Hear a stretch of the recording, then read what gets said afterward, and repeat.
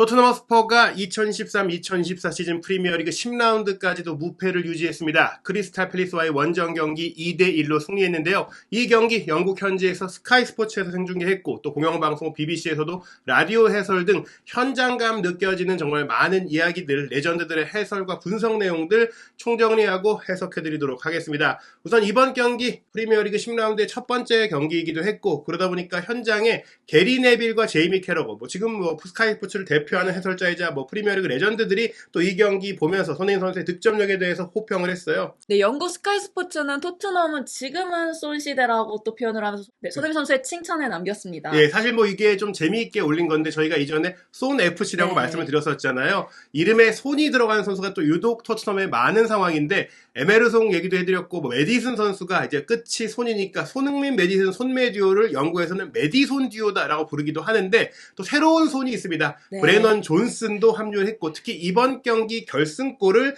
메디슨, 존슨, 손흥민으로 연결되는 그 네트워크, 그런 패스 연결을 통해서 골을 넣었기 때문에 손흥민 선수를 중심으로 토트넘은 손 시대다라고 스카이 스포츠에서 대대적으로 또 그래픽까지 만들어서 올렸는데요. 일단 경기 실시간 주요 상황들 영국 현지 방송의 해설 내용을 살펴보면 초반은 조금 고전을 했어요. 네, BBC 알렉스 월 기자는요, 경기 페이스가 상당히 지금 느려졌고 현재로서 양질 축구 경기가 진행되지 않는다고 또 설명했는데요. 이게 전반전의 내용인데 실제로 크리스탈 팰리스가 홈팀이지만 굉장히 실리적인 경기 운영을 했고 무엇보다 로이 호지슨 감독 자체가 지금 다시 한번 각광받는 이유가 상대가 잘하는 것을 못하게 하면서 끈질긴 축구를 통해서 승점을 얻어내고 있어서 득점력은 좀 아쉽지만 또 실점을 많이 하지 않는 그런 흐름들 속에서 이번 경기도 전반전은 버렸다. 전반전은 우리도 공격하지 않겠지만 너네도 골 못 넣게 하겠다. 이런 양상이 되다 보니까 올 시즌 들어서 토트넘이 계속해서 화끈한 축구, 흥미진진한 경기를 보여줬는데 요날 경기 좀 답답한 양상들이 많이 있었습니다. BBC 같은 경우는 이 제임스 메디슨만 잘 막아낸 것이 아니라 손흥민 선수의 기록에 집중하면서 이 토트넘이 공격에 고전했던 이유를 설명했는데요. 예, 전반전에 볼 터치가 9번밖에 없었다. 즉 최전방 공격수인 손흥민 선수에게 공이 전달되지 않다 보니까 토트넘이 결정적인 결을 만들 수 없었다.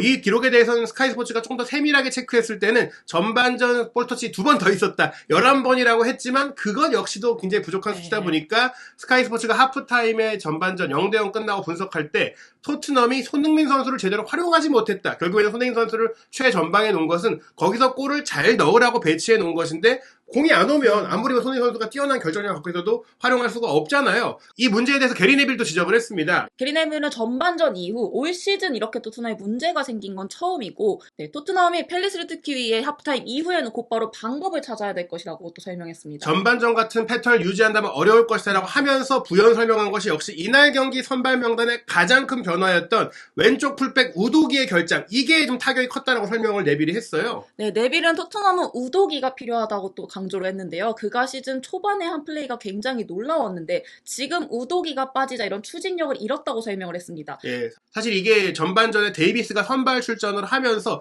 데이비스도 사실은 공격 가담 능력이 있고 이전 시즌에 좋았던 플레이들도 있지만 분명히 젊고 빠르고 많이 뛰고 또 체력까지 좋은 우도기를 대처하기에는 이 추진력, 힘있게 몰아치는 게 부족하다 보니까 결국엔 이걸 바꿔야 된다. 포스테코글루 감독이 바꿀 수 있는 건 그 부분이다. 그 얘기는 이제 벤 데이비스를 빼고 왼쪽 풀백, 우도기는 명단 자체가 없었기 때문에 다른 선수를 투입해야 되지 않겠느냐라고 얘기했는데 실제로 이제 로얄이 후반에 들어오긴 했죠. 그리고 메디슨이 공을 더 많이 가져가야 한다라고 지적하기도 했는데 벤 데이비스의 전반전 기록을 보면 토트넘의 왼쪽 풀백은 인버티드 풀백으로 미드필더 역할도 하면서 또 우도기 같은 경우에는 지난 풀럼과의 경기에 손흥민 선수의 옆자리에 거의 투톱에 가까울 정도로 공격적인 역할을 했는데 이 데이비스의 기록을 보면 95%의 패스 정확성은 안정적이었지만 과감한 플레이가 없었다. 키패스도 하나도 없었고 드리블 시도도 한 번밖에 없었고 공을 많이 잃지는 않았지만 전진이 안 됐다는 거예요. 그러다 보니까 상대 선수의 공 경합 상황도 2번밖에 없었고 그렇다고 또 수비를 열심히 했느냐? 걷어내기 2개, 슛 블로킹이 있지만 태클 1개,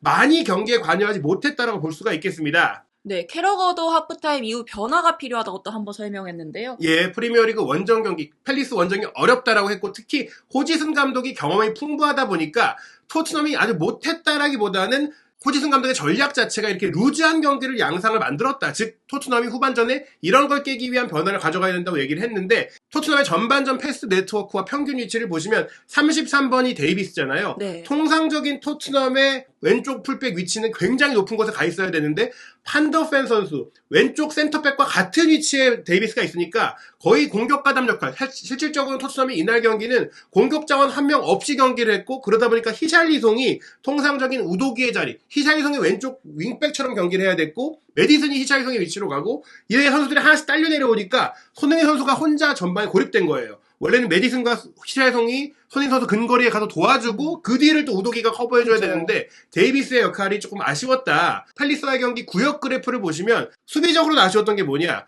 공이 없을 때의 이 포지션, 볼 점유 상황도 보면 히샬리송이 오히려 왼쪽 풀백 수비 영역까지 커버하기 위해 내려와야 했던 장면들이 있었고요. 또 공을 소유했을 때도 히샬리송이 그 위치를 커버하고 데이비스가 거의 공 소유 상황에서 공격 가담이 안 됐다. 네. 데이비스 없이 거의 토트넘이 10명으로 경기한 것과 같은 상황이었습니다. 하지만 말씀드린 대로 후반전에 로얄이 들어갔고 또 메디슨이 공을 더 많이 만져야 된다고 얘기를 했었는데 후반 초반 8분 만인 53분에 상대의 자책골을 메디슨이 끌어내는 메디슨의 역할이 나왔어요. 네, 스카이 스포츠 피터 스미스 기자는요, 현장에서 자책골을 기록한 워드에게 악몽 같은 순간이라고 설명을 하면서요, 팰리스는 스퍼스를 제안하는데 아주 좋았지만 결국에는 벌어졌다. 그리고 메디슨의 이 크로슛이 발사가 되고 워드는 자신의 골을 향해 이 자책골을 마주할 수밖에 없었다라고 또 설명했습니다. 본인의 몸 방향이 골대 방향이다 네. 보니까 이 슈팅을 걷어내기 어려웠다. 맞고 들어갈 수밖에 없었다고 했고 과거에는 저희가 이제 크로스를 이제 센터링이라고 불렀기 때문에 슈터링이다 이런 표현을 했지만 지금은 크로스라고 부르고 현지에서도 크로슛이라고 설명했는데 네. 바로 이 장면이에요.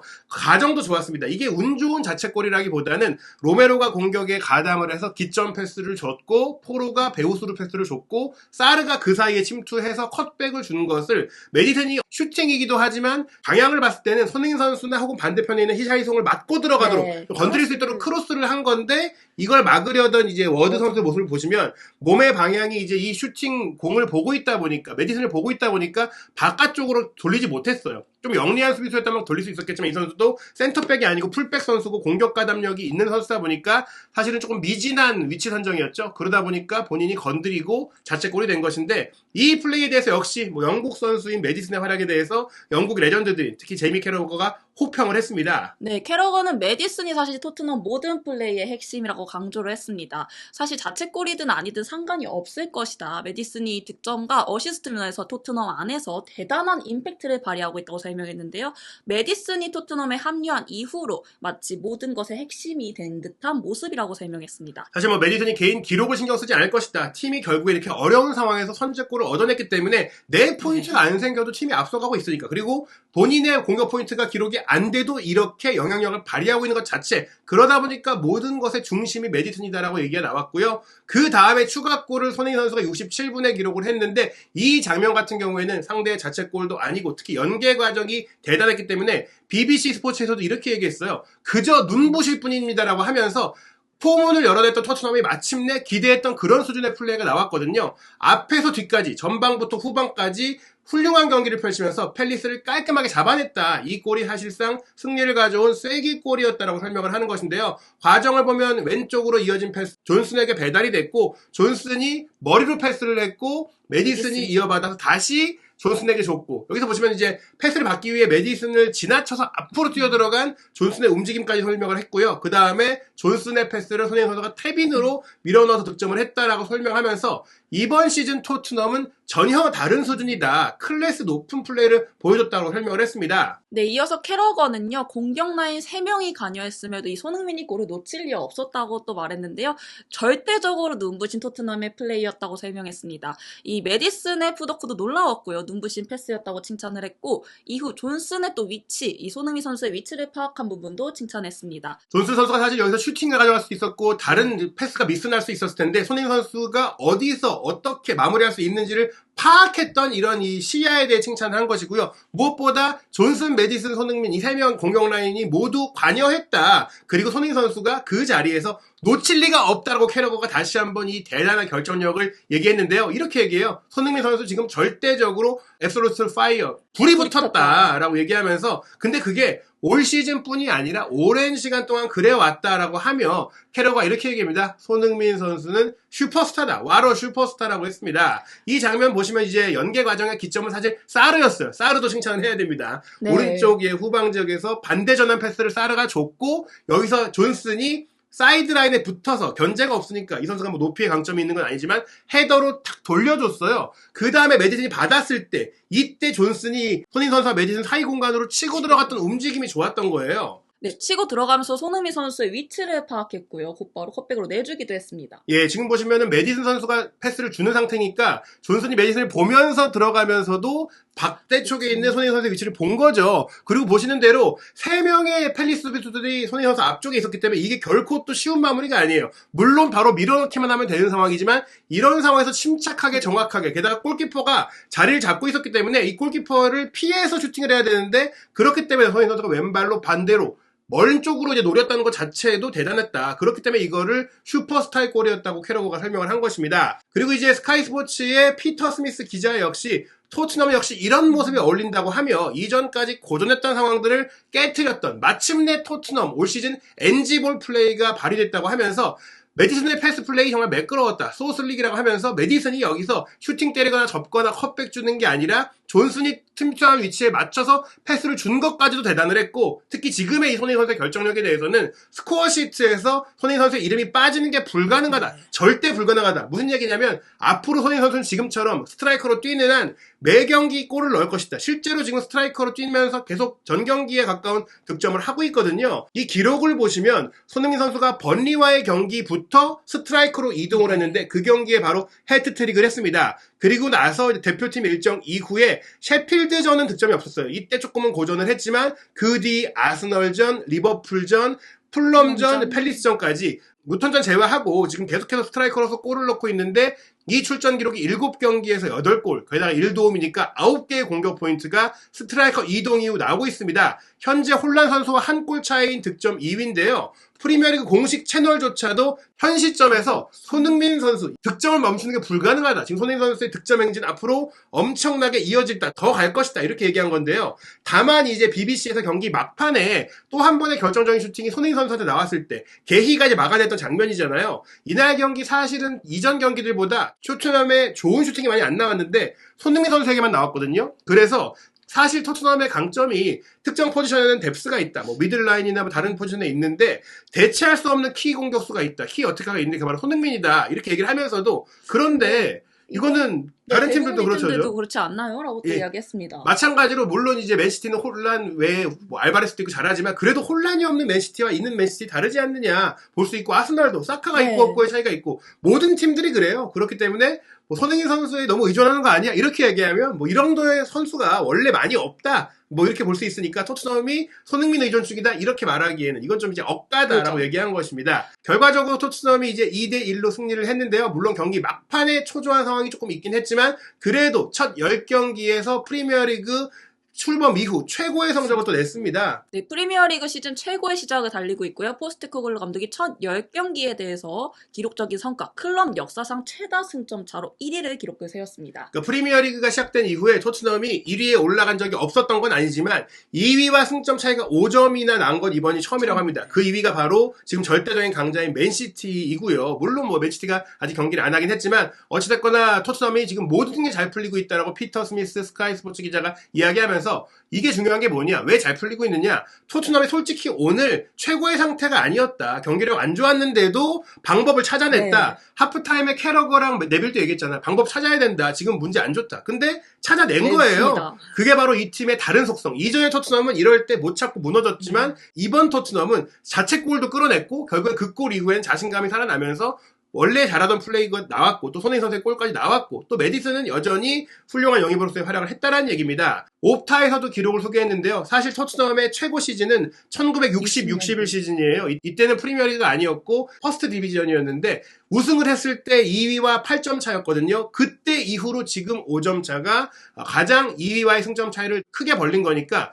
어떻게 보면 지금 포스테코글루 감독이 프리미어리그 출범 이후 혹은 뭐 지난 반세기를 돌아봐도 최고의 토트넘을 만들어내고 있다고 볼 수 있겠습니다. 네, 매경기 새 역사를 써나가고 있는 토트넘인데요. 이 게리 네빌 또한 해리 케인이 떠난 이후 선두를 질주하고 있고 상상하지 못했던 일이 펼쳐진다고 설명했는데 어떤 내용으로 말했죠? 예, 이게 사실은 결국에는 케인이 토트넘의 프랜차이즈 스타이자 에이스이자 프리미어리그 최고의 선수였는데 어떻게 보면 케인이 떠난 상태에서 이런 일이 벌어질 줄 누가 알았냐. 반세기 만에 최고의 토트넘이 역사상 최고의 선수가 떠난 이후에 나오는 게 가능하냐. 당연히 예상 못했던 일이다. 이렇게 얘기를 한 겁니다. 그러면서 토트넘 팬들이 그동안 많은 고통을 겪었지만 왜냐면은 성적이 안 난 것뿐 아니라 재미없는 축구, 약간 눈썩 축구잖아요. 그런 걸 했는데 이제는 훌륭한 네. 축구로 성적이 잘 나고 있으니까 즐길 수 있다. 다만 이걸 이제 너무 샴페인 의식 터트리면 안 된다고 네. 했어요. 아직 길고도 먼 여정이 남아있다고 했는데요. 함께 출연한 캐러건도 비슷한 얘기를 했습니다. 네, 토트넘 우승 경쟁이 지금 이야기가 나오고 있잖아요. 네, 함께 출연했던 제이미 캐러건은요.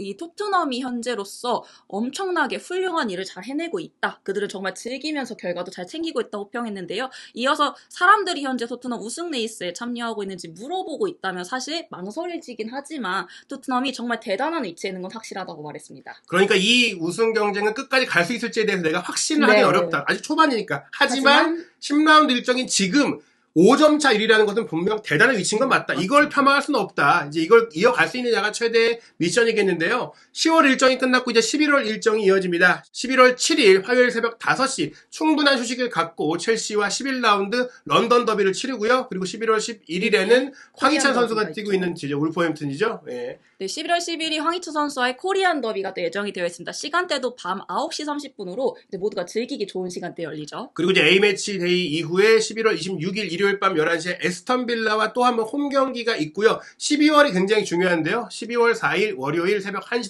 30분 디펜딩 챔피언 맨시티와 맞대결이 있고 토트넘이 이제 주중 경기가 없는 일정들이었지만 12월은 경기가 전통적으로 많아요. 네, 12월 8일에는 웨스트햄과 또 경기가 펼쳐지게 됩니다. 새벽 5시 15분 열릴 예정이고요. 이후 11일, 3일 뒤죠. 11일 새벽 1시 반에는 뉴캐슬과의 또 경기를 앞두고 있습니다. 웨스트햄도 올 시즌 만만치 않은 데다가 맨시티 뉴캐슬 모두 네. 쉽지 않은 팀이니까 이 일주일 사이 세 경기가 어떻게 보면 토트넘이 선두 자리를 지킬 수 있을지의 최대 고비가 될 수 있겠습니다. 과연 토트넘 손흥민 선수의 득점과 함께 올 시즌 정말 예상하지 못했던 우승을 거머쥘 수 있을지 한준TV와 함께 토트넘과 손흥민 선수의 모든 소식 살펴보시기 바랍니다.